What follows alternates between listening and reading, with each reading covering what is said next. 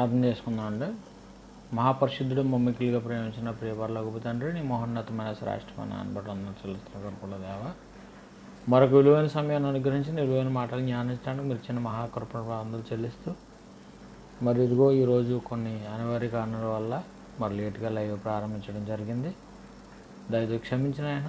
ఎందరైతే నీ మాటల తర్వాత ఈ ఎపిసోడ్లో మరి వింటారు, ప్రతి ఒక్కరిని కూడా మీరు దీవించి ఆశీర్వదించమని కోరుకుంటూ క్రీస్తు నామని ప్రార్థన అడుగుతున్నాం తండ్రి, ఆమేన్. క్రీస్తునందు ప్రియ దేవుని పిల్లలారా, మరి కొన్ని అనివార్య కారణాల వల్ల ఈరోజు లేట్ చేయడం జరిగింది. నిన్నటిదన నిర్మయ గ్రంథం 15వ అధ్యాయము 19వ వచనం దాకా మనం చదువుకున్నాం. ఇక ప్రాముఖ్యంగా ఈ అధ్యాయంలో మనం ఆలోచిస్తే ఆ 2 వాక్యాలు 20-21 వాక్యాలు ఇందులో ఉన్నాయి. ఈ వాక్యాల యొక్క సారాన్ని మనం ఆలోచన చేద్దాం. ఎందుకంటే యిర్మీయాని దేవుడు బలపరచడం, ఎలా బలపరుస్తున్నాడు, అతను ఎవరి తట్టు తిరగాలి, ఏమండి 19లో మనం చదువుకున్నాం. కాబట్టి యెహోవా ఎలాగూ సెలవిస్తున్నాడు, నీవు నా తట్టు తిరిగిన ఎడల నీవు నా సన్నిధిని నిలిచినట్లు నేను నీ తిరిగి రప్పింతును. ఏవి నీచములో ఏవి ఘనములో నీకు గుర్తుపట్టిన ఎడల నీవు నా నోటి వలె ఉండువు. గుర్తుపట్టాలంటే సమాజాన్ని, దేవుని కోణం, దేవుని యొక్క ఆలోచన, దేవుని యొక్క సంకల్పం, దేవుని యొక్క ఉద్దేశాలు తెలిసిన వాడిగా యిర్మీయా ఉన్నా, ఎవరైతే తన రక్త సంబంధికులు ఉన్నారో, అలాగే తన యోధా జనాంగం, ఆ యోధ జనాంగం ఎవరైతే తన స్వజనులు ఎవరైతే ఉన్నారో వాళ్ళు నిత్యాగ్ని దండనకు వెళ్ళిపోతున్నారనే బాధ ఇతను ఫీల్ అవుతున్నప్పుడు, దేవుడు అన్యాయంగా ఈ శిక్షలు విధిస్తున్నాడా, అలా ఇంత నశించిపోయే వారికి నన్ను ఎందుకు పుట్టించాలి, నేను ఎందుకు చెప్పాలి అని ఇతను బాధపడుతున్న వేళల్లో ఇక్కడ దేవుడి వైపున తిరగవలసిన అవసరం ఎంతైనా ఉంది అని ఈ కోణంలో మనకు కనబడుతుంది. అయితే 20వ వచనంలో మనం ఆలోచిస్తే, అప్పుడు నిన్ను ఈ ప్రజలను పడగొట్టజాలని ఎత్తడి ప్రాకారముగా నేను నియమించెదను. నిన్ను రక్షించుటకును నిన్ను విడిపించుటకును నేను నీకు తోడయ్యుందును. ఎంత చక్కటి మాట చెప్తున్నాడంటే, నిన్ను ఈ ప్రజలను పడగొట్టజాలని, ఈ ప్రజలు పడగొట్టజాలని ఎత్తడి ప్రాకారం, మళ్ళీ మామూలు ప్రాకారం కాదండి, ఎత్తడి ప్రాకారముగా నేను నియమించెదను. అంటే రాగి గోడ ఎలా ఉంటుందండి, మామూలుగా అడుసు గోడలో ఇదివరకు అడుసుతో కట్టేవారు. ఒకప్పుడు ఏమండి ఇటుకలతో కట్టేవాళ్ళు, తర్వాత రాళ్ళతో కడతామని మొదలెట్టారు. కానీ ఈయన అంటున్నాడు, ఈ ప్రజలు పడగొట్టజాలని ఎత్తడి ప్రాకారముగా నేను నియమించేదను అంటున్నాడు. ఏమండి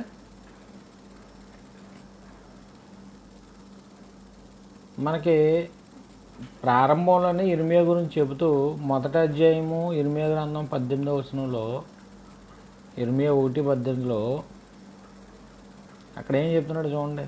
యోధా రాజుల యొద్దకు కానీ, ప్రధానులు కానీ, యాజకుల యొద్దకు కానీ, దేశ నివాసుల యొద్దకు కానీ, ఈ దేశం అంతట్లో నీవు ఎక్కడికి పోయినాను ప్రాకారము గల పట్టణము గాను, ఇనప స్తంభము గాను, ఎత్తటి గోడలు గాను నీ ఉండునట్లు ఈ దినమున నేను నియమించి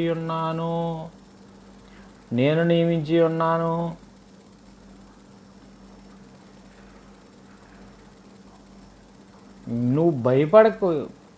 నీవు భయపడకు.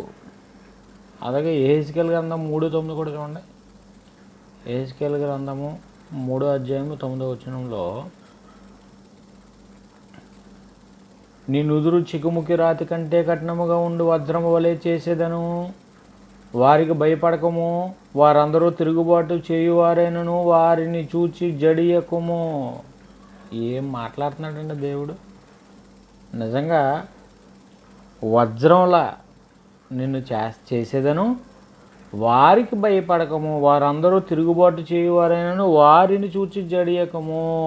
దేవుడు నీ పక్షాన ఉండగా మనుషులు కాదు, ప్రభుత్వమే కాదు, ఏది నిన్నేమీ పీకలేదు. ఎందుకంటే దేవుని యొక్క ఆ ఖచ్చితత్వమైన మాటలు నిజంగా, నేను నిన్ను ఈ ప్రజలను పడగొట్టజాలని ఎత్తడి ప్రాకారముగా నిన్ను చేస్తాను. ఏమండి? నియమించేదను, నిన్ను రక్షించుటకు, నిన్ను విడిపించుటకు నేను నీకు తోడయ్యుందును.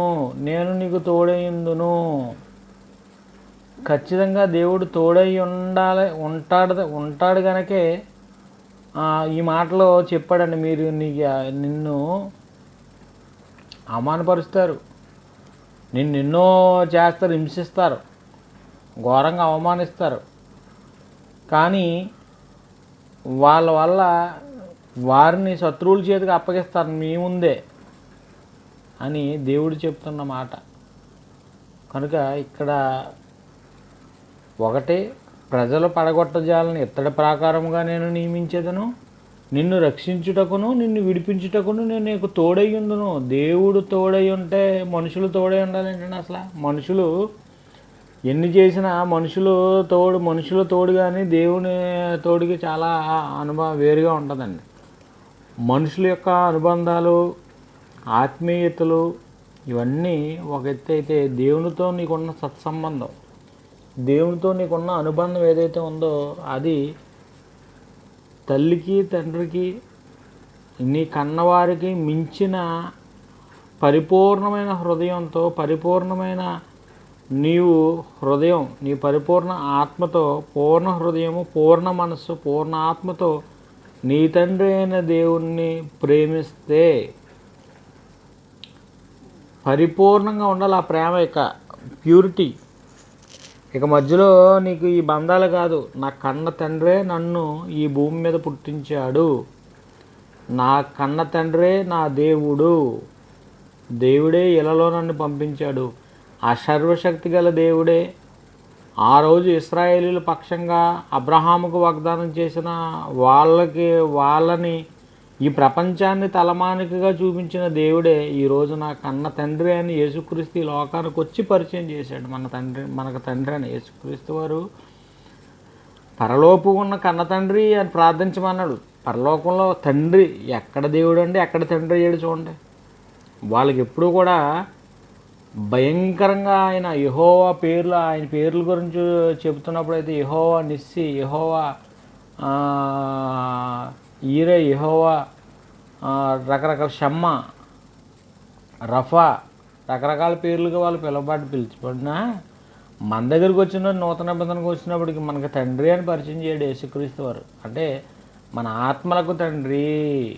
కనుక మనం ఇర్మియాతో చెప్తున్నాడు, ఇర్మియా బాధపడి అసలు నన్ను ఎందుకు పుట్టించావు, నాకు సంతోషం వీళ్ళలో ఏముంది, నాకు ఈ బాధలేంటి, నా బాధ ఎడతెగనిది అయింది, నా గాయం ఎలా ఘోరమైనది, నేను ఇన్ని బాధలు పడుతున్నాను, అసలు ఈ జనాంగంలో నన్ను పుట్టించి నన్ను ఇంత బాధించవలసిన పరిస్థితి ఏంటంటే ఆయన ఉద్దేశం వేరు, దేవుని ఉద్దేశము, దేవుని ప్రణాళిక. ఇర్మియా ఎక్కడో భయపడుతున్నాడు. కానీ ఇక్కడ వచ్చినప్పటికీ ఇక్కడికి వచ్చినప్పటికీ ఏమన్నాడు? ఏవి నీచములో ఏవి ఘనములో నీవు గుర్తుపట్టినడలా నీవు నా నోటి వలె ఉందువు. నువ్వు గుర్తుపట్టాలి ఇర్మియా.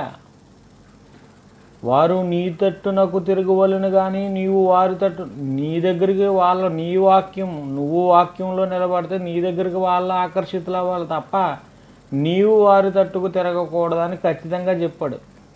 ఇర్మియాలో ఆ తత్వం వచ్చిందేమో ఏమండి?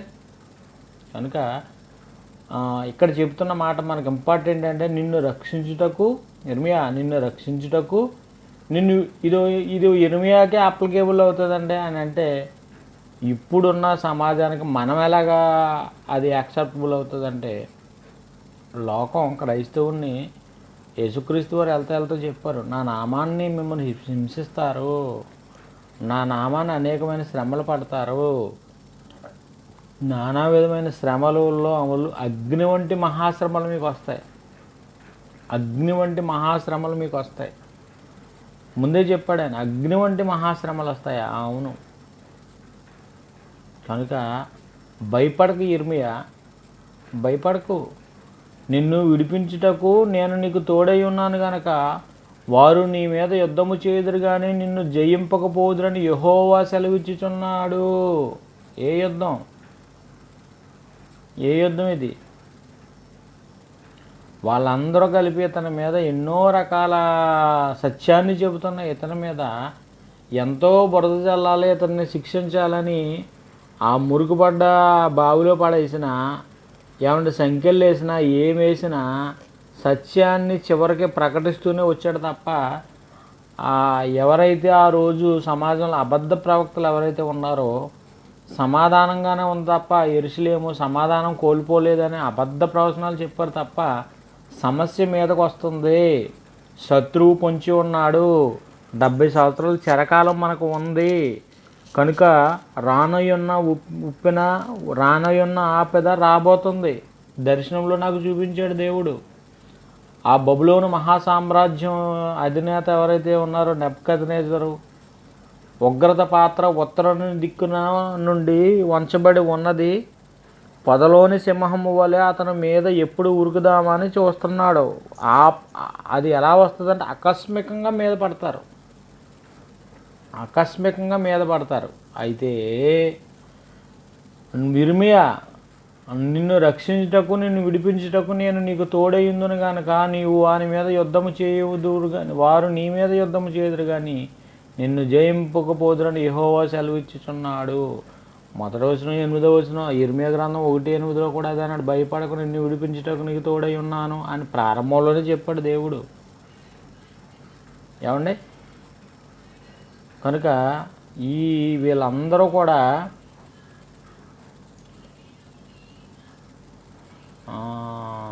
చూడండి ఒకసారి మనం ఏమండి నూతన నిబంధనలో మనం చూస్తే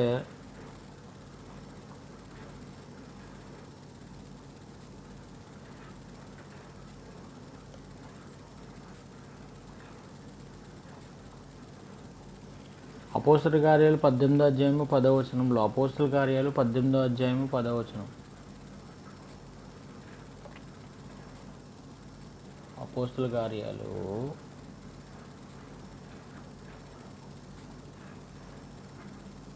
18వ అధ్యాయము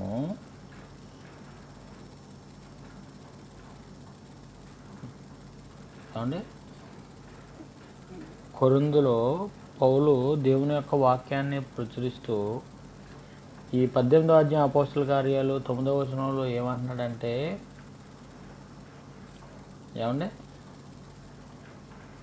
18వ అధ్యాయము 9వ వచనంలో రాత్రివేళ దర్శనమందు ప్రభువు నీవు భయపడక మాటలాడుము. పౌలుకి దేవుడు చెబుతున్న మాట, నీవు భయపడక మాట్లాడము. మాట్లాడటానికి భయపడకు, నేను నిలబెట్టిందే మాట్లాడటానికి. నేను చాలామందికి ఏమంటే దేవుని గురించి చెప్పాలంటే ఎంత భయం అంటేనండి అంత భయపడిపోతారండి. దేవుని గురించి చెప్తే ఎక్కడ అవమాన పాలు అయిపోతామో, లేకపోతే ఎక్కడ నిందపడిపోతుందో, దేవుణ్ణి నమ్ముకున్నారని చెప్పుకున్నాను కూడా భయమండి. మేము దేవుని ప్రజలము, మేము ఆరాధించే దేవుడు పరిశుద్ధుడు, ఆయన కుమారుడు పరిశుద్ధుడు, ఆయన ధరించుకున్న మేము పరిశుద్ధులము, నీతిమంతులమని చెప్పడానికి మనకెందుకండి భయం? దేనికి భయం? ఈ భూమి మీద 60-70 సంవత్సరాల జీవితకాలం, ఈ జీవితమే ఒక జీవితం అనుకు భూమి మీద నమ్మే వాళ్ళం మనం కాదు. ఈ జీవితం ముగించిన కన్ను మూసిన వెంటనే మరొక జీవితం, అది మా బృహత్తరమైన యుగయుగాలు ఉండే జీవితం. ఆ జీవితం గురించి భూమి మీద అబ్రహాము ఒక దేశాన్ని స్వాస్యంగా ఇస్తే గుడారం వేసుకొని పరవాసిగా భూమి మీద పునాదులు గల పరలోక పట్టణానికి కోసం బ్రతికాడే తప్ప ఈ జీవితం కాదని అబ్రహాముకు తెలియదా? అబ్రహాము తెలుసు, ఇస్సాకు తెలుసు, యాకోబులకు తెలుసు. అందుకే వాళ్ళు సజీవులకు దేవుడు అని వాళ్ళ చేత అనిపించుకున్నాడు. అబ్రహాం, ఇస్సాకు, యాకోబు దేవుడు అని అనిపించుకున్నాడు. అనిపించుకున్నారు అంటే ఇంత ఇంత గొప్ప సాక్షి సమూహం వాళ్ళు మనకు చెబుతున్నారు. కనుక ఈ కనబడే పదార్థము కానీ కనబడే మనుషులు కానీ అంతా మాయ. కనబడని దేవుడు, కనబడని లోకం ఎప్పుడు నిత్యత్వములు. ఇది నీ జ్ఞాపకం ఉంచుకోవాలి. నువ్వు చచ్చిపోయేంత వరకు కూడా, నీ తుది శ్వాస విడిచేంత వరకు నీలో ఉన్న శుభప్రదమైన నిరీక్షణ ఏంటంటే, నీ శుభప్రదమైన నిరీక్షణ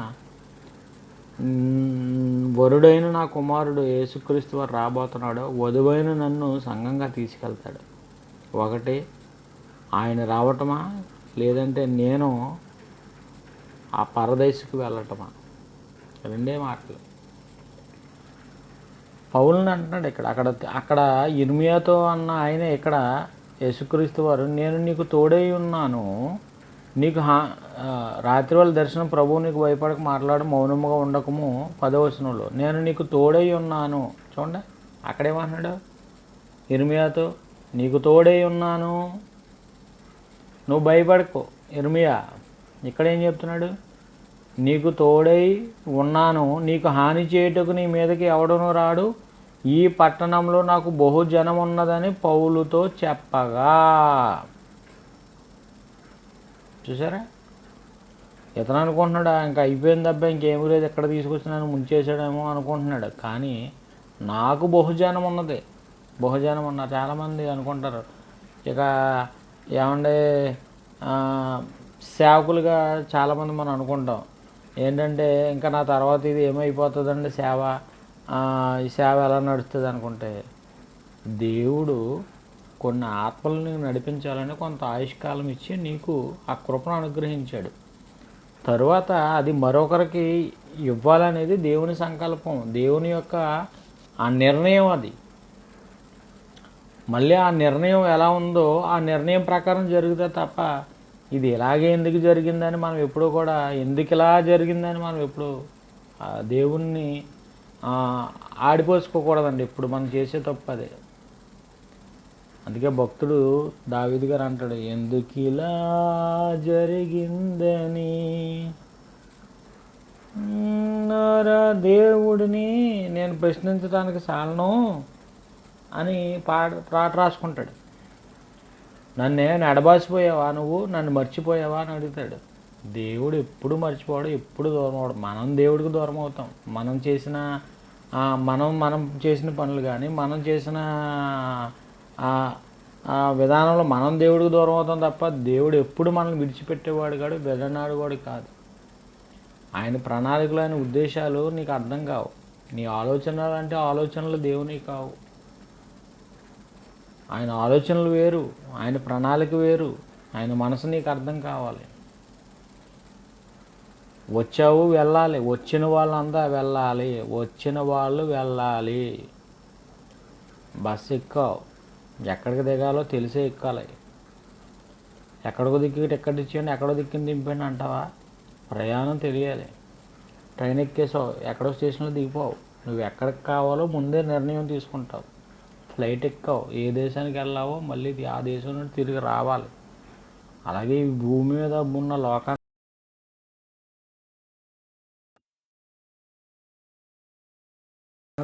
మరొక లోకానికి వెళ్ళాలి. వచ్చిన వాళ్ళు వెళ్ళాలి, వచ్చిన వారు వెళ్ళాలి. వచ్చిన వాళ్ళు వెళ్ళిపోవాలి, ఉండటానికి లేదు ఇక్కడ. మనందరం ఎగిరిపోవాలి, వెళ్ళిపోవలసిన వాళ్ళం, ఉండేవారం కాము. వెళ్ళాలి, ఏదో ఒక రోజున వెళ్ళాలి. ఒకప్పుడు తల్లి గర్భంలో పిండంగా పడినప్పుడు వెళ్ళిపోయిన వాళ్ళు ఉన్నారు. అలా డైరెక్ట్గా స్వర్గానికి వెళ్ళిపోతారు. తల్లి గర్భంలో ఉండడం పిండం డైరెక్ట్గా. ఎందుకంటే 100 మంది పిల్లల్ని కానీ వాళ్ళ మనవల్ని చూసి వాళ్ళు తగిన రీతిలో సమాధి చేయబడకపోవడం అంటే, తగిన రక్షణ తను అనుభవించకుండా చనిపోయేదానికన్నా పడిపోయిన పిండమ్మ గతి మేలని ప్రసంగం అంటాడు. పడిపోయిన పిండమ్మ గతి ఎందుకు మేలంటే, ఈ 100 మంది పిల్లలు కానీ 100 రకాలుగా ఇది చేసి దేవుని కోసం బ్రతకడానికన్నా పడిపోయిన పిండం అది పాపము చేయలేదు, ఏమీ చేయలేదు కాబట్టి నిత్యత్వంలోకి వెంటనే వెళ్ళిపోతుంది, పరదేశకు వెళ్ళిపోతుంది ఆత్మ. కనుక ఎంత చక్కటి మాటలు చూడండి. నేను ఇక్కడ అంటున్నాడు. మరొక మాట మనం చూస్తే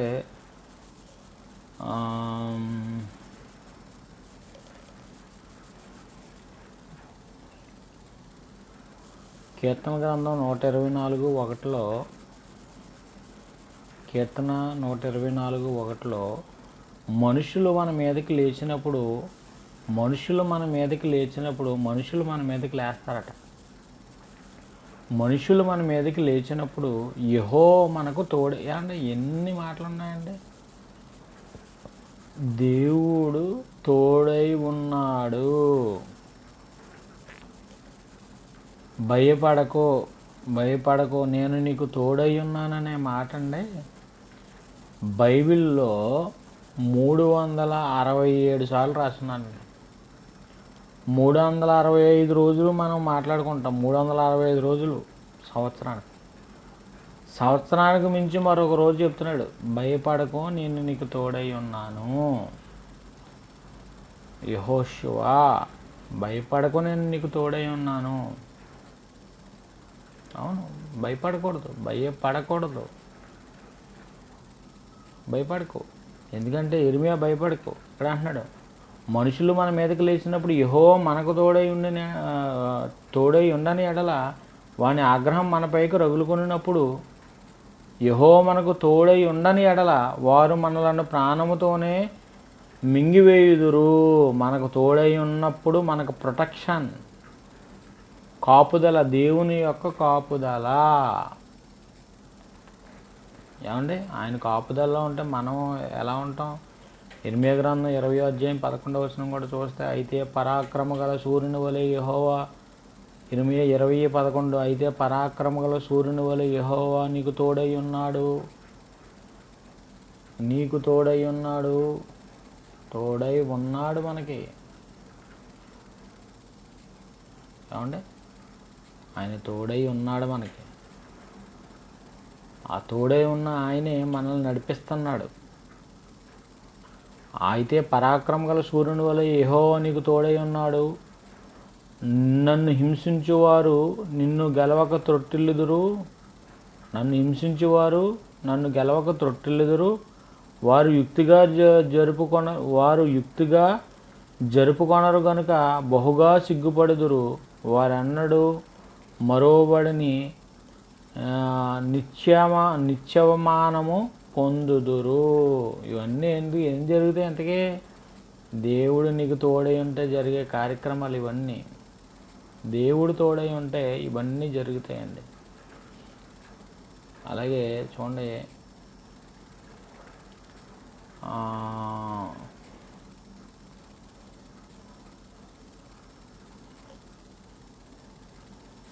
అంటున్నాను ఒక్క నిమిషం.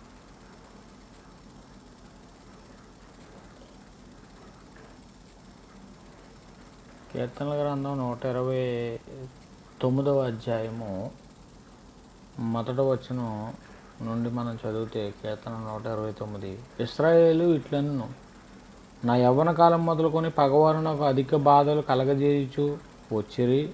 నా యవ్వన కాలం నుండి ఎంతో బాధలు అనుభవించిన వారు మొదలుకొని పగవారు నాకు అధిక బాధలు కలగజేయుచు వచ్చిరి. నా యవ్వన కాలం మొదలుకొని నాకు అధిక బాధలు కలగజేయుచు వచ్చిరి, ఆయనను వారు నన్ను జయింపలేకపోయిరి. దేనివల్ల? దేవుడు అతనికి తోడై ఉన్నాడు.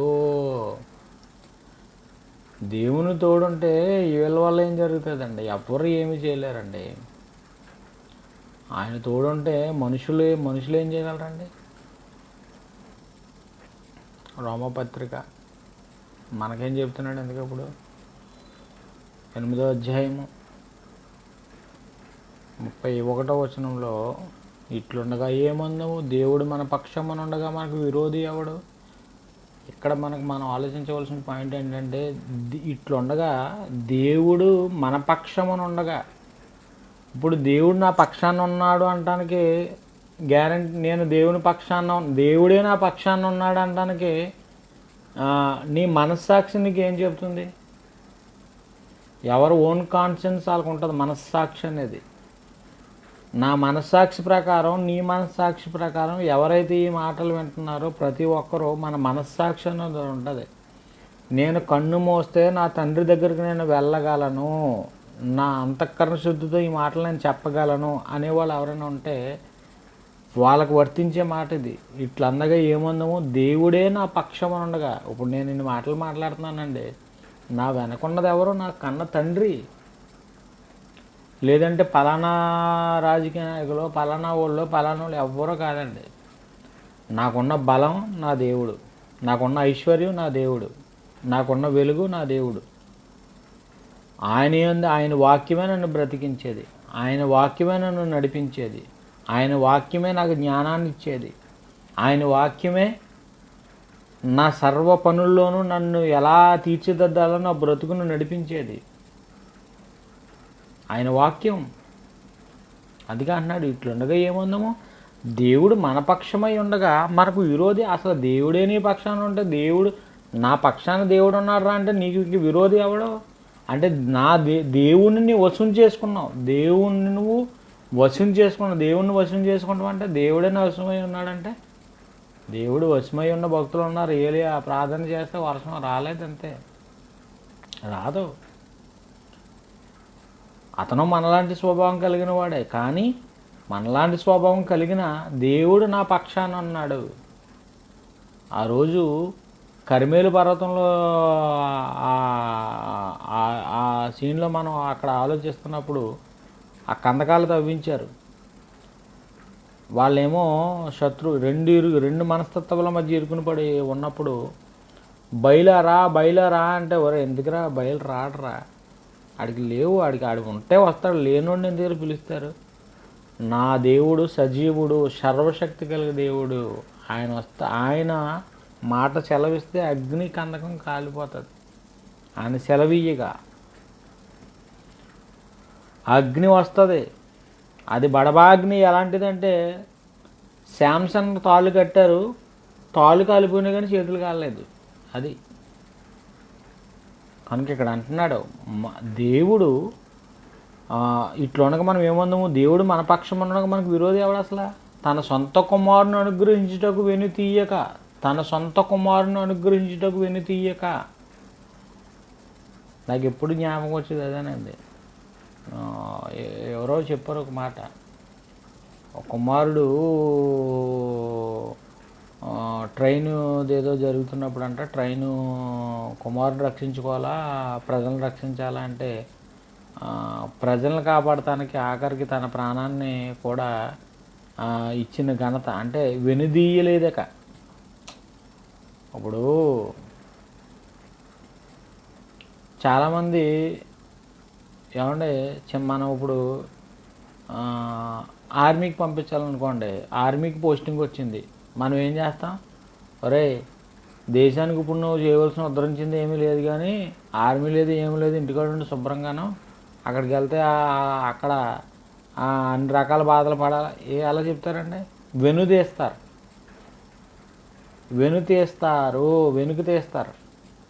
కానీ యేసుక్రీస్తు వారు తన సొంత తండ్రి అయిన దేవుడు తన సొంత కుమారుని అనుగ్రహించుటకు వెనుక తీయలేదు అంటే ఇంకా మనసు పోనీలే, ఇంక మనం ఏం చేస్తాంలో ఏదో తర్వాత అనుకోలేదంటే, వెనుక తీయలేదంటండి.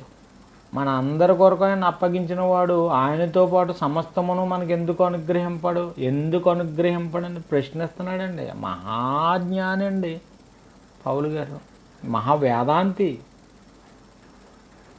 తన కుమారుణ్ణి నీకు బలిచ్చేశాడు కదా నాన్న, తన సొంత కొడుకునే నీకు బలిచ్చేశాడు. అలాంటి అప్పగించిన వాడు సమస్తమును మనకు ఎందుకు అనుగ్రహింపడు అని ప్రశ్నిస్తున్నాడంటే, నువ్వు ఇంకా ఏం అనుగ్రహించలేదు, ఏమి ఇవ్వలేదు. ఉండటానికి ఇల్లు ఇవ్వలేదా, కట్టుకోవడానికి బట్ట ఇవ్వలేదా, తినడానికి తిండి ఇవ్వలేదా, ఇంక మనిషి భూమి మీద ఇంకేం కావాలి. దేంటి తృప్తి, దేనిలో ఉందో తృప్తి చెప్పండి. ఆస్తుల్లో ఉందా, అంతస్తుల్లో ఉందా, జీవించే లైఫ్ స్టైల్లో ఉందా? అది కాదండి. దైవభక్తికి కావాల్సింది తిమోతి చెప్తాడు అనమాట. గొప్ప లాభసాధకంగా కొంతమంది చేసుకుంటారు, కానీ అది కాదు.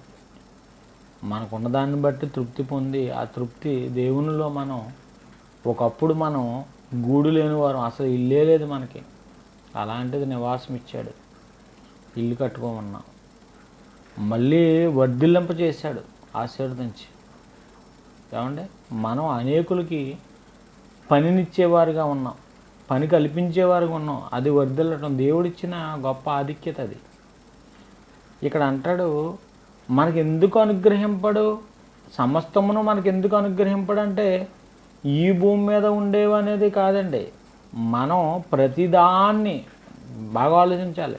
తన కుమారుడే నీకు అప్పగించేసాడంటే సమస్తమును మనకు ఎందుకు అనుగ్రహింపడంటే ఆ పరలోకంలో ఉన్న వైభవాన్ని నీకు ఎందుకు కూడా ఇస్తాడు. ఎప్పుడు భూమి మీద తండ్రి తన కుమారుడు ఎలాగైతే తండ్రి ఇష్టాన్ని నెరవేర్చాడో, తన గొప్ప తండ్రిని అసలు నేను పుట్టిందే నీ తండ్రిని నీ తండ్రి కీర్తిని ప్రకటించడానికి. నీ తండ్రికి కీర్తి ఎప్పుడు వస్తుంది? మన తండ్రికి మన మామూలుగా శారీరకంగా మన తండ్రులకి కీర్తి ఎప్పుడు వస్తుంది చెప్పండి? యేసుక్రీస్తు వారు సమాజంలో ఆయన మంచి పనులు చేసుకుంటూ వెళ్ళిపోతే, ఆయన చేసిన పనులకి ఆయన్ని చేసి వెళ్ళిపోయిన తర్వాత తల్లి వస్తున్నప్పుడు, తల్లిని దగ్గరికి వచ్చినప్పుడు అన్నారంట, అమ్మ నీ కొడుకు మంచోడు లేతనగా, నువ్వు కూర్చున్న స్థానంలోను నీవు కనిన గర్భము ధన్యములై ఉన్నవి, అంతటి గొప్పవానికి అన్నావమ్మా. పొంగు పొర్లిపోయింది మరి అమ్మగారు తల్లి. ఎంతటి గొప్ప బిడ్డని భూమి మీద కన్నావమ్మా. అంటే పిల్లలు చేసే పనులను బట్టి తల్లిదండ్రులకి పేర్లు రాస్తాయి, మంచి పేర్లు వస్తాయి. అర్థమైందా? అలా కాకుండా సమాజంలో చీడపురుగులుగా తిరిగి ఆడు బ్రతుకుని చెరు చేసి అందరి బ్రతుకులకి ఒక ముళ్ళుగా ఉండి ప్రతి వారి చేత తిట్టించుకుని అన్ని గొడవలు ఇంటి మీద తెస్తున్నాడు అనుకో, ఒరే నువ్వు ఎందుకురా నా కొడుకుని చెడబుట్టావు, గొప్ప కొడుకుని కన్నావమ్మా అంటారు. అంతే కదండి, గొప్ప కూతురుని కన్నావమ్మా అంటారు. అలాంటి నింద మన వల్ల మన తల్లిదండ్రులకి ఎప్పుడూ రాకూడదు. అప్పకీర్తి శరీరాన్ని ఇచ్చిన తల్లిదండ్రులకి అలాంటివి రానప్పుడు మన ఆత్మలకి ఇచ్చిన తండ్రి అదే చెప్తున్నాడు. 33 కూడా మనం చదువుతుంది, దేవుని చేత ఏర్పరచబడిన వారి మీద నేరము మోపువాడు ఎవడు? అసలు ఆయన చేత ఏర్పరచబడిన వారిని నేరం మోపువాడు ఎవడు? నీతిమంతులుగా తీర్చువాడు దేవుడే, శిక్ష విధించువాడెవడు? చనిపోయిన క్రీస్తు యేసు. ఆయన సింహాసనం మీద, ధవలవర్ణ సింహాసనం మీద కూర్చున్నప్పుడు ప్రతి ఒక్కరికి శిక్ష విధించేవాడు ఆయన. భూమి మీద ఉన్నప్పుడు శిక్షించే అధికారం ఉన్నా, అమ్మా నిన్ను నేను శిక్షించే అధికారం నాకు ఉంది తల్లి. అక్కడ విచారమందు పెట్టబడిన స్త్రీతో, అమ్మ ఎవరో లేరమ్మా, వెళ్ళిపోయారమ్మా, నేను నిన్ను శిక్ష విధించనమ్మా, అమ్మా అని హక్కుని చేర్చుకునే మాట అండి. ఆ మాట ఆవిడ జీవితాన్ని మార్చేసింది. ఇక్కడికి వచ్చినప్పటికి ఏమంటున్నాడు? దేవుని చేత ఏర్పరచబడిన వారి మీద నేరము మోపువాడు ఎవడు? నీతిమంతులుగా తీర్చువాడు దేవుడే. కొంతమంది అంటారండి, ఆడు ఇటువంటి వాడండి, ఆడందుకే అలాగ అయిపోయాడండి, లేకపోతే ఇలా చేయకపోయాడండి, లేకపోతే అలాగ అయిపోయాడండి. నువ్వెవడవా అసలు శిక్ష గురించి మాట్లాడటానికి? శిక్ష విధించేవాడెవడు? చనిపోయిన క్రీస్తు యేసు. అందుకే భూమి మీద ఎవరికి తీర్పు తీర్చకూడదు. చాలామంది భూమి మీద ఉన్న మనుషులకి, సేవకులకి తీర్పులు తీరుతారు. అసలు వీళ్ళ క్వాలిఫికేషన్ ఏంటి? ఎవ్వరు సరిపోరు. అందుకే శిక్ష విధించేవాడు ఎవడు? చనిపోయిన క్రీస్తు యేసే. అంతేకాదు, మృతుల నుండి లేచిన వాడు, దేవుని కుడిపార్శ్వమున ఉన్నవాడును, మన కొరకు విజ్ఞాపన కూడా చేయువాడును ఆయనే. తండ్రి కుడిపార్శ్వాన పరలోకంలో కూర్చుంటూ నువ్వు చేస్తున్న ప్రతి ప్రార్థన ధూపము వలె ఆయనకి చేరతే, ఆయన నీ పక్షాన దేవునికి విజ్ఞాపన చేస్తే, తండ్రి దగ్గర నుండి వచ్చే ప్రతి పర సంబంధమైన ఆ ఆశీర్వచనాలు నీలో వస్తాయి భూమి మీదకి. అందుకే అంటున్నాడు, శిక్ష విధించేవాడు ఎవడా భూమి మీద? ఆడికి పడిపోద్ది ఈడికి పడిపోద్ది నీ ఆడి జీవితం ఎలా నువ్వు ఎవ్వరూ శిక్ష విధించక్కర్లేదు దేవుడు. అందుకే నీతిమంతుడిగా ఉన్నాయి, అనీతిమంతుడిగా ఉండని, పాపాత్ముడు ఉండని, తగిన కాలమందు జీతం ఇచ్చేవాడు నేను. అది దేవుని నీతి, దేవునికి వదిలే. పొద్దున్న 6ంటికి వచ్చినోడికి ఒకే జీతం ఇచ్చాడండి, మధ్యాహ్నం వచ్చినోడికి ఒకే జీతం ఇచ్చాడండి, పని ముగించుకుని వెళ్ళిపోయి 10 నిమిషాల ముందు వెళ్ళేవాడికి ఒకే జీతం ఇచ్చాడండి. ఇది ఎలా కుదురుతుందండి? నేను పొద్దున్న 6ంటికి వచ్చాను కదండి, సాయంకాలం 5 దాకా చేశానండి, నాకులాగా ఆడికి ఎందుకు ఇస్తారండి? ఇచ్చి ఆయన నీకెందుకు? జీతం ఇచ్చే ఆయన ఇష్టం. అబ్బా నాకు ఎలా కుదురుతుందండి, నాకులాగా చేయలేదంట, ఇచ్చేమైనా ఆయన బాగానే ఉండదు, నీకెందుకంట కొడుకుమంట? ఏమండే? అంతే కదా, నీకెందుకు? నీకు అప్పగింపబడిన చిన్న పనే. ఏమన్నా నేను అప్పుల్లోనండి, మరి నేను అప్పుడు ఏమంటాడంటే, అప్పుల్లో నేను ఏమన్నా రాళ్ళతో కొట్టబడలేదండి, నేను రాళ్ళతో కొట్టబడ్డాను, వాళ్ళైనా కొట్టబడ్డారా అంటే అప్పుడు ఏమంటారు తెలుసా? యేసయ్య, నాయన మీరు నన్ను చూసి నమ్మారు, చూసి కూడా నమ్మలేదు, విశ్వసించలేదు, కానీ చూడకుండానే నన్ను నమ్మారయ్యా. అదే వాళ్ళకి ధన్యత. చూడక నమ్మిన వారు ధన్యులు అన్నారు కదా. యేసుక్రీస్తు ఎలా ఉంటాడో తెలీదు, ఆ దేశం ఎలా ఉంటుందో తెలీదు, ఆ సమాధి ఎప్పుడూ చూడలేదు, ఆ గలిలే ప్రాంతం కానీ, ఆ సమరయ ప్రాంతాలు కానీ, ఆ పాలస్తీనా ప్రాంతం కానీ, ఆ యెరూషలేము కానీ ఎప్పుడూ చూడలేదు. దేవుణ్ణి చూడలేదు, దేవుడిని లోకం చూడలేదు, ఏమీ చూడలేదు. ఒకే ఒకటే మన నిరీక్షణ, మన విశ్వాసం. మనం రక్షణలోనికి వచ్చాం, రక్షించబడిపోలేదు, రక్షణలోనికి వచ్చాం. ఈ రక్షణ అంతం వరకు కాపాడుకోవాలి. మన తుది శ్వాస విడిచేంత వరకు దేవుని యందు విశ్వాసం చెక్కు చెదరకుండా, కుడి ఎడమలకు తాలు లేకుండా, ఎన్ని ఇబ్బందులు వచ్చినా ఆ ఇబ్బందుల కొలిమిలో నుండి నిన్ను తీసుకుని నిన్నంట ఏం చేస్తాడంటే పరీక్షిస్తాడంట. శ్రమల్లో నువ్వు దేవుని శోధిస్తున్నావా? చాలామంది అంటారు మాకే ఎందుకు ఇలా జరుగుతుంది, మా జీవితాలకి ఎందుకు ఇలా జరుగుతుందని మనం అనుకోకూడదు. తగిన సమయం మందు ఆయన నిన్ను హెచ్చిస్తాడు. అర్థమైందండి? అది ఆయన ఇష్టం. ఆయన ఉద్దేశాలు ఏమై ఉన్నాయో ఇర్మియాకు తెలియదు.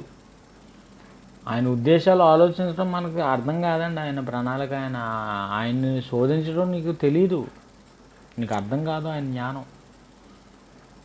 ఎవరిని తల్లి గర్భంలో ఉండగానే నీ ఆయుష్కాలాన్ని భూమి మీద వచ్చినప్పుడే రాశాడు. అందుకని నియమింపబడిన దినములు ఒకటైనను కాక మునిపే నీ దినములనియు నా గ్రంథములో లిఖితములాయెను. ఎంత చక్కగా చెప్తున్నాడు, లిఖితములాయెను.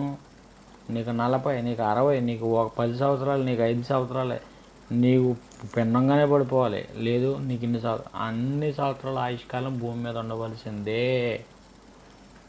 లేదు 2 నీ కాలంలో నువ్వు ముందు పోతావు అంటే, వీడు బైక్ మీద వెళ్ళేవాడు 130 120 వెళ్ళేవాడు, నీ కాలానికి నువ్వు ఎందుకు వెళ్ళిపోతావు అంటే అది ఆడిష్టం.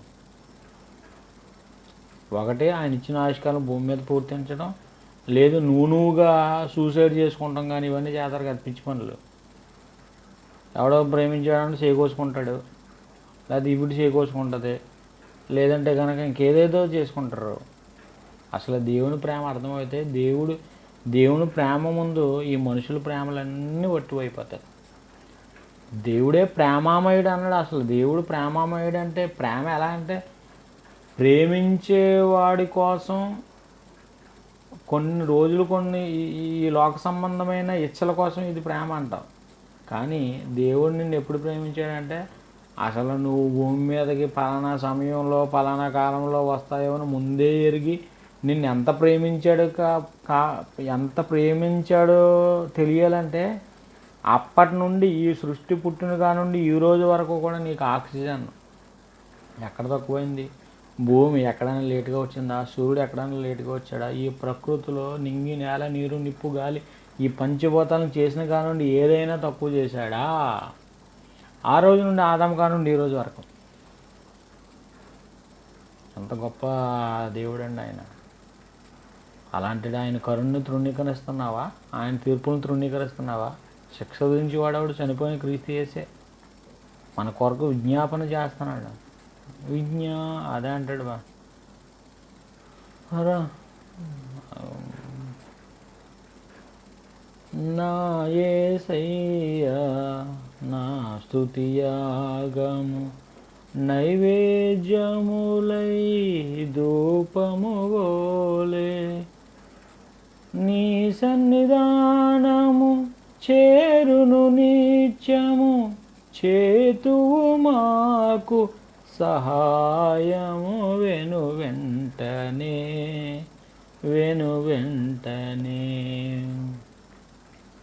ప్రార్థన చేసి యాచించగానే నీ బాహుబలము చూపించినావు మరణపు ముళ్ళును విరచితివా మా కోసమే మరణ భయము తొలగించితివా మరణ భయము తొలగించితివా నా యేసయ్యా నా స్తుతియాగము నైవేద్యములై ధూపమువోలే నీ సన్నిధానము చేరును నిత్యము చేతువు మాకు తండ్రి కుడిపార్శ్వమున ఉండి వెను వెంటనే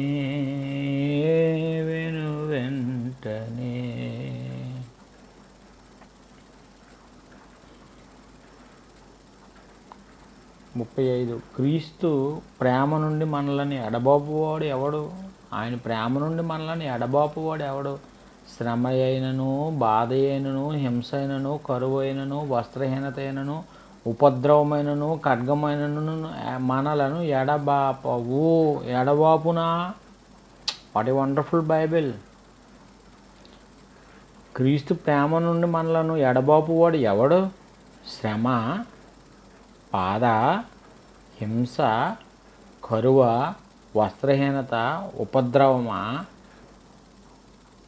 ఖడ్గమా మనలను ఎడబాపునా ఇవేమైనాను అంటే శ్రమలు వస్తాయి, బాధలు వస్తాయి, హింసలు వస్తాయి. కరువులు అంటే ఏంటి? కరువులు అంటే ప్రకృతిలో ఉన్న వైపరీత్యాలు ఎన్నో సంభవిస్తాయి. హింసలు వస్తాయి నమ్మితే, బాధలు వస్తాయి, శ్రమలు వస్తాయి, బట్టలు లేకుండా పోతాయి. ఉపద్రవమైనను ఖడ్గమునైనను మనలను ఎడబాపునా. 36 చెప్తున్నాడు. ఇందును గూర్చి వ్రాయబడినది ఏమనగా నిన్ను బట్టి దీనివల్ల మేము వధింపబడిన వారము, వదకు సిద్ధమైన గొర్రె పిల్లమని మేము ఎంచబడిన వారము. ఆయనను మనల్ని ప్రేమించిన వాని ద్వారా మనం వీటన్నిటిని అత్యధిక విజయము పొందుచున్నాము. మరణమైనను, జీవమైనను, దేవదూతలైనను, ప్రధానులైనను, ఉన్నవైనను, రాబోవునవి అయినను, అధికారములను, ఎత్తైనను, లోతైనను, సృష్టింపబడిన మరి ఏదైనను మన ప్రభువు అయిన క్రీస్తు యేసునందలి దేవుని ప్రేమ నుండి మనలను ఎడబాప నెరవని రూఢిగా నమ్ముచున్నాను. దేవుని ప్రేమ నుండి మనల్ని ఎడబాసేది ఎవరండి అసలు? వస్తాయన్నాడా? వస్తాయి. ఏమొస్తాయని చెప్పాడు? శ్రమ, బాధ, హింస, కరువు, వస్త్రహీనత, ఉపద్రవం, ఖడ్గం. ఇప్పుడు ఇర్మియాకు వచ్చినాయి. ఆయన ఇర్మియా భయపడకు నాయన, నేనున్నాను ఇర్మియా. ఇక్కడ సంఘానికి చెప్తున్నాడు, భయపడకో, దేవుడు నీకు ఒక స్థిరపరుస్తాడు. శ్రమలు వస్తే నిన్ను స్థిరపరుస్తున్నాడని లెక్క. బలపరచడం వేరు, స్థిరపరచడం వేరు. బలపరచబడిన తర్వాత స్థిరపరచబడతావు. శ్రమ వస్తుంది, బలహీనుడవుతావు, బలహీనతలో బలవంతుడు అవుతావు. అర్థం చేసుకోవాలి. అలాగే 2 తిమోతి 4:16-17 నేను మొదట సమాధానం చెప్పినప్పుడు ఎవడనూ నా పక్షంగా నిలవలేదు, అందరూ నన్ను విడిచిపోయిరి, అది వారికి నేరముగా ఎంచకుండును గాక. అయితే నా ద్వారా సువార్త సంపూర్ణముగా ప్రకటింపబడు నిమిత్తము అన్ని జనులందరూ దాన్ని విను నిమిత్తము ప్రభువు నా పక్క నిలిచి నన్ను బలపరిచెను గనక. What a wonderful Bible! ఎంత చక్కటి మాట ఉందండి. ప్రభువు నా పక్క నిలిచి నన్ను బలపరిచెను గనక. నా పక్షాన్ని నన్ను బలపరిచిన నన్ను నా పక్క నిలిచి నన్ను బలపరిచెను గనక నేను సింహము నోటి నుండి తప్పించబడి తిని. నన్ను తప్పించాడు ఆయన. కనుక 22 ప్రభువు నీ ఆత్మకు తోడైండునుగాక, కృప మీకు తోడై ఉండెను. కనుక జర్మియా భయపడకను. ఆయన ఎందుకు భయపడుతున్నావు? భయపడకు. నేను ఉన్నాను అంటే నేను విన్నానంటే ఆడు ఉంటాడు ఉండకపోతాడు మనకు అనవసరం. దేవుడైతే ఉంటాడు ఎప్పుడు. వాళ్ళు ఉంటారు వెళ్ళిపోతారు మనకు అనవసరం. కనుక ఇర్మీయా గ్రంథం 20:11-12 మనం 12 సైన్యములతో యెహోవా నీతిమంతులు పరిశోధించేవాడు నీవే.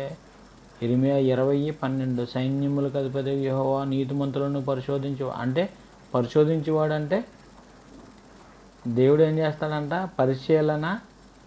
పరిశీలించేవాడు నీవే, నీతిమంతులను పరిశీలించేవాడు నీవే, అంతరింద్రియములను హృదయములను చూచువాడు నీవే. నా వాద్యమును నీకే అప్పగించుచున్నాను, నా కేసు నీకు అప్పగించేస్తున్నాను. మీరు టెకప్ చేయండి, మీరే వకీల్ సాబ్ మాకు. నా వాద్యమును నీకే అప్పగించుచున్నాను, నీవు వారికి చేయు ప్రతిదండన నేను చూతునుగాక. ఎప్పుడు జరుగుతాయి అన్నీ? నువ్వు నా పక్షమున ఉండగా జరిగే కార్యక్రమాలు. కనుక ఎంత చక్కటి మాటలో దేవుడు మనకు తెలియజేశాడు చూడండి. నిజంగా ఇక చివరగా ఏమంటే ఈ 15వ అధ్యాయంలో చివరి మాటగా దుష్టుల చేతిలో నుండి నన్ను విడిపించెను, బలాత్కారుల చేతిలో నుండి నన్ను విమోచించేదను. బలాత్కారుల చేతిలో నుండి నిన్ను విమోచించేదను, దుష్టుల చేతిలో నుండి నిన్ను విడిపించేదను. దుష్టులు, బలాత్కులు అలాంటి వారి చేతిలో నుండి నేను ఏం చేస్తాను? నిన్ను విడిపిస్తాను. దేవుడు చెప్తున్నాడు, ఇర్మీయాతో చెప్తున్న మాట, నిన్ను విడిపిస్తాను. అందుకే ఇర్మీయా గ్రంథం 50:34 వారి విమోచకుడు బలవంతుడు, సైన్యములకు అధిపతి యెహోవా అని ఆయనకు పేరు. ఇర్మీయా గ్రంథం 50:34 చెప్తున్నాడండి. వారి విమోచకుడు బలవంతుడు, సైన్యములకు అధిపతి యెహోవా అని ఆయనకు పేరు. భూమికి విశ్రాంతి కలగజేయుటను, బబులోను నివాసులను కలవరపరచుటకు ఆయన బాగుగా వాదించి వారి వాద్యమును కడముట్టించును. ఆయన ఒకళ్ళతో తీసుకుంటాడంట, వాదింతాడంట. కనుక తగిన సమయం ఆయన నీకు ఇస్తాడు. ఎప్పుడు? దుష్టుల చేతిలో నుండి విడిపించును, ఏమంటే బలాత్కారుల చేతిలో నుండి విడిపించును. దుష్టులు ఎవరో? సాతాను సంబంధులు. బలాత్కారులు ఎవరో? సాతాను సంబంధులు, తిరుగుబాటుదారులు. అందుకే మీరు రోమపత్రిక 16:20 చూస్తే, సమాధానకర్త యొక్క దేవుడు సాతాను మీ కాళ్ళ కింద శీఘ్రముగా చితక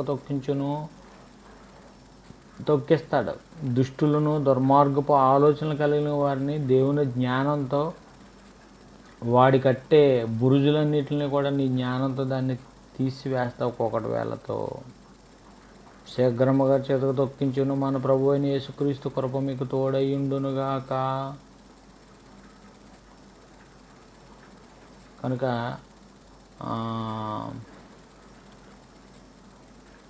2 కొరింథీ 1:10 కూడా ఒకసారి చూస్తే ముగింపు. 2 కొరింథీ 1:10 ఆయన అట్టి గొప్ప మరణము నుండి మనల్ని తప్పించను, ఇక ముందుకును తప్పించును. మరియు మా కొరకు ప్రార్థన చేయుట వలన మీరు కూడా సహాయం చేయుచుండగా ఆయన ఇక ముందుకును మమ్మల్ని తప్పించునని ఆయన యందు నిరీక్షణ గలవారమై ఉన్నాము. అంతే కదండి. చాలామంది అనుకుంటారు, ఏమన్నా నా ప్రార్థన అందరికీ చేస్తున్నాను కానండి, అందరికీ మేలు చేస్తుంది కానండి, నా ప్రార్థన నాకు పని చేయదు అంటారు. చాలామంది అంటారు, నీ ప్రార్థనకి పని చేయకపోవడం అంటే నీకు అర్థం కాని విషయం ఏంటంటే, మనం దేవుని దృష్టిలో గొప్పలు మనం నువ్వు ఎంచుకుంటే నీ ప్రార్థనకి పని చేయదు. అందుకనే సంఘంలో అందరము ఏం చెప్తాము, సంఘంలో అందరూ అందరి కోసం ప్రార్థన చేయండి. నేను సంఘస్థులు అందరి కోసం చేస్తాను అనుకో, సంఘస్థులు నా కోసం చేసిన, శ్రేయల సంఘం వారు ప్రార్థన చేసిన, దేవుడు ఆ 10 మంది ప్రార్థన ధూపం వల్ల వెళ్తున్నప్పుడు మన గురించిన విజ్ఞాపన కుమారుడి దగ్గరికి వెళ్తుంది. అంటే నేను ఒంటివాడును, నాలో ఏమీ లేదు, ఆయనే, నేను చేయకపోతే వెళ్ళదు అని మనం అనకూడదు. కనుక దేవుడి మాటలు మీ వినికిల్లో దీవించిన గాక. ఇక ఇర్మీయా గ్రంథం 15వ అధ్యాయము మనం ముగించుకున్నాం. ఈ 15వ అధ్యాయములో చాలా విచిత్రమైన ప్రశ్నలు సంధించడం అనేది జరిగింది ఇర్మీయా గారిని. కనుక ఇర్మీయా గ్రంథం 15వ అధ్యాయంలో 1 నుండి 9 వచనాలు, యెహోవా తన తీర్పును మార్చుకోడు, వీళ్ళ విషయంలో చేసిన ఏదైతే దేవుని యొక్క ధర్మాన్ని, సృష్టికర్త అయిన దేవుణ్ణి తమ చేతుల ద్వారా చేసుకొని ఆయనే సృష్టికర్త అని విగ్రహాల తట్టు వీధికోటి సందుకోటి పెట్టినప్పుడు ఆయన శిక్షను మలుచుకోడు అని అన్నాడు. 10వ వచనంలో ఇర్మీయా ఫిర్యాదు చేయటం, దేవుడు దానికి జవాబుగా 11 నుండి 14 చెప్పడం, అలాగే ఇర్మీయా ప్రార్థన, ఎందుకు నన్ను పుట్టించావు, ఎందుకు ఈ బాధలు, నేను ఇలా చెప్పాలా, నన్ను ఎందుకు ఇలా చేసావు అన్నప్పుడు దానికి సరిపడా సమాధానం 19 నుండి 21 దాకా ఇర్మీయాని దేవుడు బలపరచడం. మనల్ని బలపరుస్తాడు, ఇర్మీయాని బలపరిచిన వాడు మనం బలపరచడా? బలపరుస్తాడు, బలపరుస్తాడు అన్నాడు. ఎందుకంటే వస్తాయి ఈ లోకంలో, శోధనలు రాకుండా ఉండవు. శోధన సహించేవాడు ధన్యుడు అన్నాడు కదా. ధన్యుడు అంటే మకారియోస్, ధన్యుడు, రజాయిస్.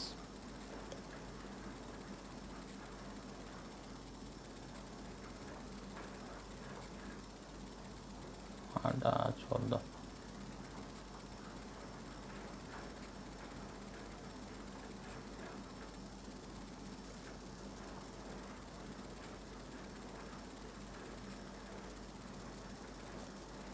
మొదటి పేతురు 5వ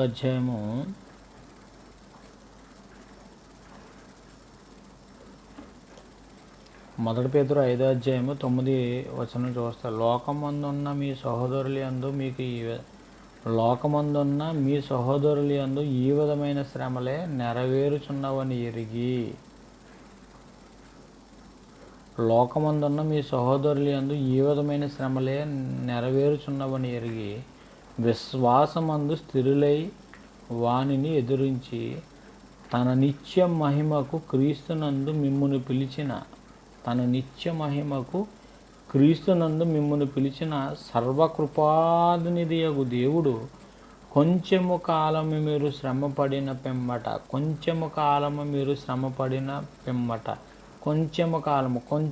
షార్ట్ టైం, కొంచెము కాలం మీరు శ్రమపడిన పిమ్మట తానే మిమ్మల్ని పూర్ణులుగా చేసి, కొంచెం కాలం ఇస్తాడంట శ్రమ. ఆ శ్రమలో నువ్వు నలిగి దేవుని పక్షాన నువ్వు నిలబడితే, శ్రమపడిన పిమ్మట తానే మిమ్మల్ని పూర్ణులుగా చేసి స్థిరపరచి బలపరచును. ఈ బలపరచబడటం ఎప్పుడు జరుగుతుంది? శ్రమ పడిన పిమ్మట. ఏమన్నాడు? తన నిత్య మహిమకు సర్వకృపాదనియగు దేవుడు కొంచెము కాలము శ్రమను సహిస్తే స్థిరపరచబడి బలపరచబడతావు. ఇది లాజిక్. శ్రమ వచ్చింది కదని అటు ఇటు జంకిపోకూడదు. అప్పుడు నువ్వు స్థిరపరచబడలేవు, స్థిరంగా ఉండలేవు, విశ్వాసంలో బలపరచబడలేవు. ఈ రెండు జరగాలంటే కొంచెం కాలము శ్రమలు ఉంటాయి. క్రైస్తవ జీవితంలో శ్రమలు. కనుక చిన్న వాక్యాన్ని దేవుడు దీవించి మీ వెనుకల్లో దీవించిన కాక ప్రార్థన చేసుకుందాం. మహాపరిశుద్ధుడు మమ్మికులుగా ప్రేమించిన ప్రియ పరలోకపు తండ్రి, ఈ మహోన్నతమైన శ్రేష్టమైన నాడు వందలు చెల్లిస్తాం. గొప్ప దేవ, మరొక విలువైన సమయాన్ని అనుగ్రహించి నీ విలువైన మాటలు జ్ఞానించడానికి మీరు ఇచ్చిన మహాకృపను వందలు చెల్లిస్తున్నాం. ఎందరైతే ఈ మాటలు విన్నారో ప్రతి వారిని నాయన ఈ వాక్యం విని విడిచిపెట్టేవారు కాకుండా మీరు బలపరిచేవారని ఆ రోజు ఇర్మియాని నాయన నిన్ను బలపరుస్తాను, నీ అందు నిన్ను రక్షించేవాడిని నేను, నిన్ను కాపాడుతానని అతనికి ఎలా అయితే మీరు మాట ఇచ్చారో నూతన నిబంధనలో కూడా మీరు చెప్తున్న మాటలు, నేను మీకు తోడై ఉన్నాను, మిమ్మల్ని స్థిరపరుస్తాను, బలపరుస్తాను, కొంచెం కాలం శ్రమలు వస్తాయన్న ఆ శ్రమల కొలుములో, ఇబ్బందుల కొలుములో మా విశ్వాసం నుండి త్రొట్టెళ్ళకుండా మేము నిలబడే కృపను మాకు అనుగ్రహించి మనం కోరుకుంటూ క్రీస్తేశ్వర పుణ్యనామాన్ని ప్రార్థన వేడుకుంటున్నాము తండ్రి. ఆమె తండ్రి అయిన దేవుని ప్రేమ, కుమారుని యేసుక్రీస్తు వారి కృప, పరిశుద్ధాత్మని అన్యోన్య సహవాసం సకల పరిశుద్ధులతో సార్వజనిక సంఘంతో సదా తోడే నడిపించును గాక. ఆమె. అందరికి వందనాలు.